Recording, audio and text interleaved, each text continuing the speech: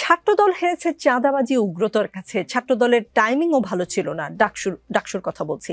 তারা প্যানেল দিতে দেরি করেছে, তাদের উগ্রতার প্রমাণ মিলে তারা ভিসিকে যেভাবে ধমক দিয়েছে, টেবিল চাপড়ে, সেখান থেকে শিবির শিক্ষার্থীদের পালস বুঝেছে। ছাত্রদল ব্যস্ত ছিল টেম্পু স্ট্যান্ড দখল নিয়ে। বিভিন্ন জনের মতামতকে আমি একসাথে করেছি। একসাথে করে এই যে মন্তব্যগুলো, এগুলোর সাথে কোনো দ্বিমত আছে ব্যারিস্টার রুমিন ফারহানা?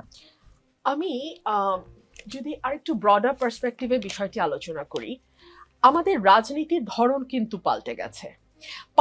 আপনি যদি নেপালের দিকে তাকান, আপনি যদি কিছুদিন আগে শ্রীলঙ্কায় যেটা ঘটে গেল সেদিকে তাকান, ইন্দোনেশিয়ায় যেটা ঘটবো করেও ঘটলো না কিন্তু ঘটার পথে যাচ্ছিল সেদিকে তাকান, এবং সর্বোপরি আপনি যদি বাংলাদেশের দিকে তাকান, রাজনীতিতে একটা বিরাট প্যারাডাইম শিফটিং হয়েছে।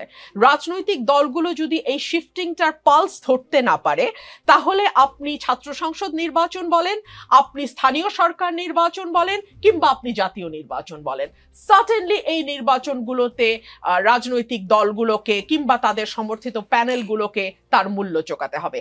ফর এক্সাম্পল, আমরা এক সময় বয়ানের রাজনীতি বা বয়ানের রাজনীতি না বলে আমরা আইডেন্টিটি পলিটিক্সের জয় জয়কার দেখেছি। ধরুন বাঙালি জাতীয়তাবাদের আইডেন্টিটি, কিংবা ধর্মভিত্তিক আইডেন্টিটি, কিংবা ভাষাভিত্তিক আইডেন্টিটি। এই আইডেন্টিটি পলিটিক্স, যেটা ফর এক্সাম্পল ভারতের দিকে যদি আপনি তাকান, উগ্র ধর্মভিত্তিক যে রাজনীতি তারা করে যাচ্ছে, তাতে প্রতিদিন তাদেরকে আরো একটু উগ্র, আরো বেশি হিন্দু, আরো একটু বেশি হিন্দু, এটা প্রমাণ করতে গিয়ে তাদেরকে হেন কোনো কুকর্ম নাই যেটার আশ্রয় তাদেরকে নিতে হচ্ছে না।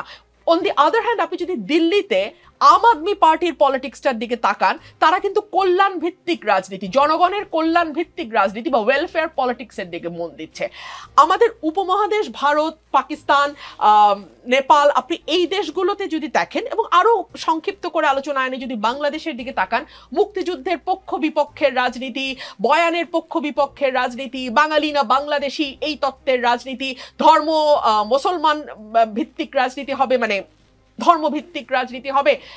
এই সব কিছু ছাপিয়ে আপনাকে যদি রাজনীতিতে টিকে থাকতে হয় এবং লম্বা রেসের ঘোড়া হয়ে টিকে থাকতে হয়, আপনাকে ওয়েলফেয়ার পলিটিক্সের বাইরে গিয়ে আপনার আর দ্বিতীয় কোনো কিছু ভাববার কোনো অবকাশ নেই। আপনি যেই মন্তব্যগুলো পড়ছিলেন, সেই মন্তব্যগুলো প্রথম আলোতে সম্ভবত গতকালকে এসছে, আমি অনেক জায়গায় আছে।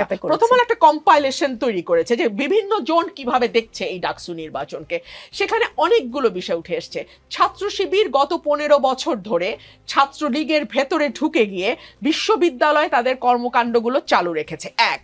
2 হচ্ছে ছাত্র শিবির বা জামাত, যেটাই আপনি বলেন না কেন, তারা অনেক বেশি সুসংগঠিত এবং ক্যাডার ভিত্তিক একটি সংগঠন। আপনি ছাত্র শিবির বা জামাতে ইসলামের প্রতিটি কর্মী, প্রতিটি নেতা, প্রতিটি সমর্থক, প্রতিটি সাথী, প্রত্যেকে দলের মানে একেবারে ফোরামের বাইরে, একদম four corner of the party যে রুলস এন্ড রেগুলেশনস, তার বাইরে তারা কখনোই যাবে না, কোনো রকমেই তারা ভোট দেবে না। তাদেরকে আপনি কোনো কিছু দিয়েই আপনি তাদের ভোটকে কেটে অন্যদিকে নিতে পারবেন না।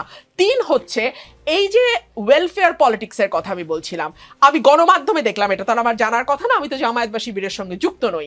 তারা বিভিন্ন জায়গায় স্টুডেন্টদেরকে নানানভাবে সহযোগিতা করেছে। ফর এক্সাম্পল ওয়াটার পিউরিফায়ার, প্রতিটি হলে হলে তারা ওয়াটার পিউরিফায়ার দিয়েছে। তারা স্টুডেন্টদের যারা হয়তো ততটা আর্থিকভাবে সক্ষম নয়, তাদেরকে, তাদের ভালো ভালো কোচিং সেন্টার আছে, সেই কোচিং সেন্টারগুলোতে তারা বিনা পয়সায় কিংবা কম পয়সায় তাদেরকে কোচিং করিয়েছে। অর্থাৎ স্টুডেন্টদের সুখে দুঃখে একেবারে আজকে থেকে না, এটা 1 বছরের প্রস্তুতি না, কিন্তু এটা জামাতের বহু পুরনো প্রস্তুতি।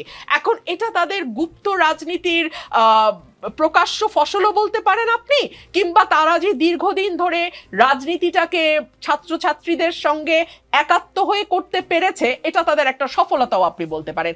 তবে আমার কাছে যেটা মনে হয়, যারা পরাজিত হয়েছে তারা ডিনায়ালের মধ্যে না থেকে, কিংবা অস্বীকারের সংস্কৃতি মধ্যে না থেকে, বা কি আওয়ামী লীগের ভোট জামাতে চলে গেছে, এইগুলো কথা বলা না দলকে আরো বিপর্যয়ের মধ্যে ফেলা। কেন ফেলা, আমি আপনাকে একটা হিসাব দিয়ে বুঝাই। ধরুন ডাকসু নির্বাচনে ছাত্র দলের ভিপি প্রার্থী পেয়েছে 5000 বা 6000 ভোট, হ্যাঁ, আর শিবিরের প্রার্থী পেয়েছে 14,000 ভোট। এখানে 9,000 ভোটের একটা গ্যাপ আছে। তো তাইলে কি আপনি স্বীকার করছেন যে এই 9,000 ভোট ছাত্রলীগের ভোট? মানে তাহলে আপনি কি বলতে চাইছেন? সো এই ধরনের কথাবার্তা না বলে ঠান্ডাভাবে দলীয় ফোরামে বসে চিন্তা ভাবনা করে কথা বললে ভালো হয় বলে আমার মনে হয়।